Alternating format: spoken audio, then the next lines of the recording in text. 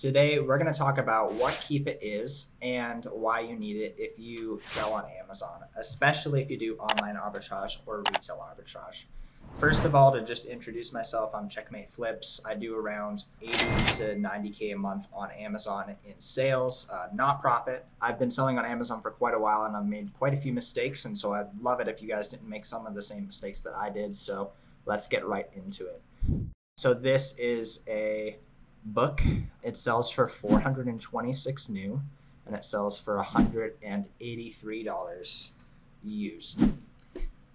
The reason why Keepa, in a very short statement, is helpful is because it tells you whether things have sold or not and at what price they've sold for. So let's take a look at this graph. We can simplify it.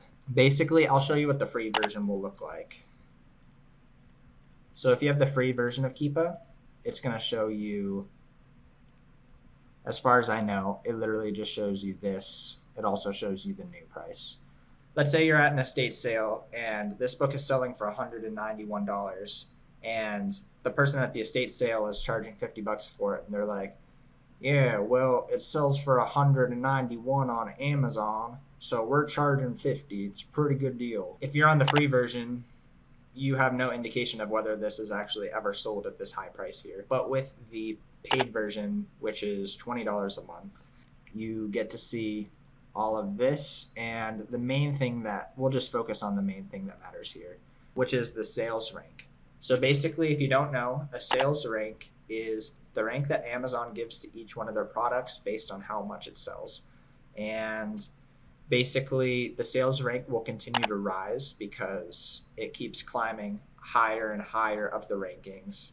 And that's a bad thing for sales velocity because it never gets sales. But when it does sell, you see here it goes down.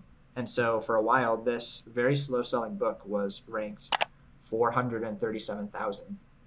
So if you were at a thrift store on this day, you might say, wow, we have a 400,000 ranked book.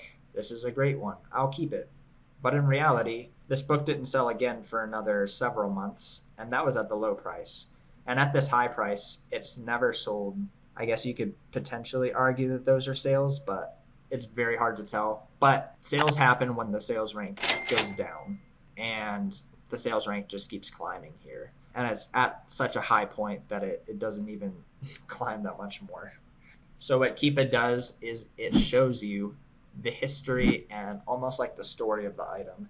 So this item was a cheaper item for quite a while. It wasn't even that popular then within the last year. For some reason, there's not much supply or whatever. Everyone decided to match this and it's just not popular anymore. But if we go back to when this book was actually like somewhat relevant, we can see here that this book was getting sales, and it didn't really get sales at this higher price ever. At one point, there was a new sale that happened. I mean, and this is still a couple year period.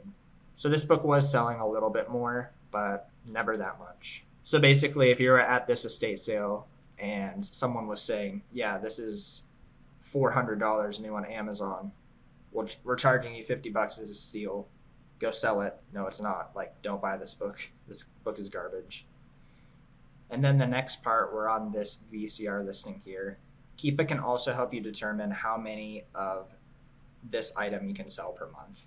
So every time it goes down, we're looking at the green line here. Every time the green line goes down, we can estimate that there was at least one sale that happened. So we're looking at the month right now. So we could just do a quick eyeball on this and say maybe it went down 20 times, 15 times, and there's 12 people selling this. So a little trick that we can do is we can determine how many times an item sells in a month, and then we can see how many competitive sellers there are on the listing. And then from there, we can determine how many of these we could sell per month if we were a competitive seller.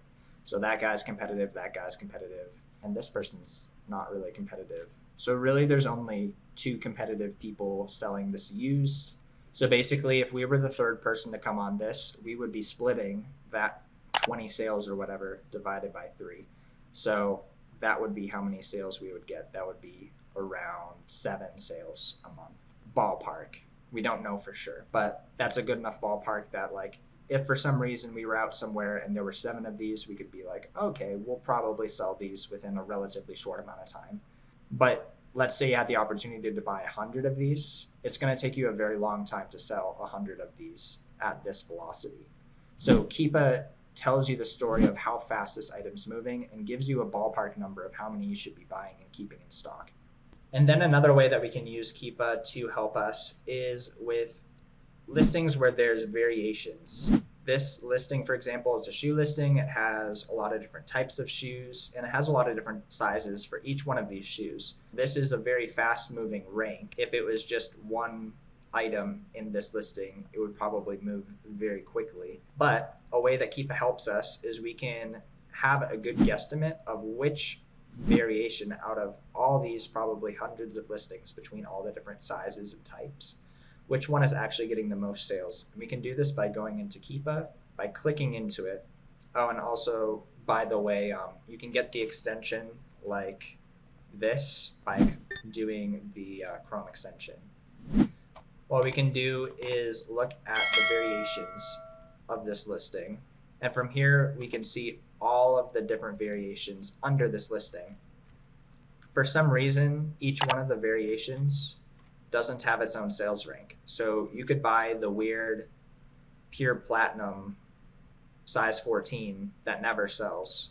But what we can do to get around this is we can go into this variations tab, filter by ratings, and we can see that this is the one that gets 35% of the ratings. Out of all of these hundreds, this is the one that is selling the most and has sold the most in the past. And so from that information, we can think this one probably will continue to sell and continue to sell well.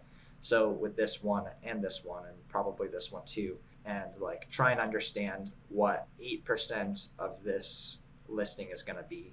And from there, we can make better choices about how many of these we're going to buy, because we don't want to go in here and just see that this shoe size 8 is going to make us $30 and just like stock up 300 because we thought it was just this rank that matters. Like, no, this rank is for all of these shoes, and we can tell which shoe is actually going to sell well by looking at the ratings.